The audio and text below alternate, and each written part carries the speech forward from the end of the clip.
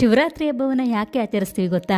ನಾವು ಸರಿಯಾದ ರೀತಿಯಲ್ಲಿ ಶಿವರಾತ್ರಿಯನ್ನು ಆಚರಿಸಿದ್ರೆ ನಿಮ್ಮ ಭಾಗ್ಯವೇ ಬದಲಾಗಬಹುದು. ಮಹಾಶಿವರಾತ್ರಿ ದಿನವೇ ಶಿವ ಮತ್ತು ಪಾರ್ವತಿ ದೇವಿಯ ಮದುವೆಯಾಗಿದ್ದು ಎಂದು ಪುರಾಣಗಳಲ್ಲಿ ಹೇಳಲಾಗುತ್ತೆ.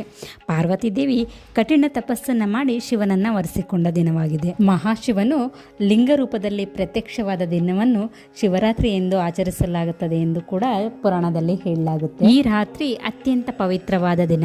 ಈ ರಾತ್ರಿ ಜಾಗರಣೆ ಮಾಡಿದರೆ ಆಧ್ಯಾತ್ಮಿಕ ಶಕ್ತಿ ಹೆಚ್ಚಾಗುತ್ತೆ. ಶಿವರಾತ್ರಿಯ ಪೂಜಾ ವಿಧಾನನ ನೋಡೋದಾದ್ರೆ ಬೆಳಗ್ಗೆ ಸ್ನಾನ ಮಾಡಿ ಉಪವಾಸ ಇರಬೇಕು.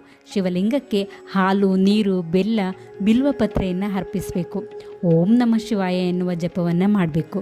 ರಾತ್ರಿ ಇಡೀ ಜಾಗರಣೆ ಮಾಡಿ ಶಿವಪಾರ್ವತಿ ಕಲ್ಯಾಣವನ್ನು ಸ್ಮರಿಸಬೇಕು. ಈ ಮಹಾಶಿವರಾತ್ರಿಯಂದು ಶಿವ ಪಾರ್ವತಿಯರ ಆಶೀರ್ವಾದ ನಮ್ಮೆಲ್ಲರ ಮೇಲೂ ಇರಲಿ ಅಂತ ಪ್ರಾರ್ಥಿಸ್ತಾ ಈ ವಿಡಿಯೋನ ಕಂಪ್ಲೀಟ್ ಮಾಡ್ತಾ ಇದ್ದೀನಿ. ವಿಡಿಯೋ ಇಷ್ಟ ಆದರೆ ಕಮೆಂಟ್ನಲ್ಲಿ ಹರ ಹರ ಮಹಾದೇವ ಎಂದು ಬರೆಯಿರಿ.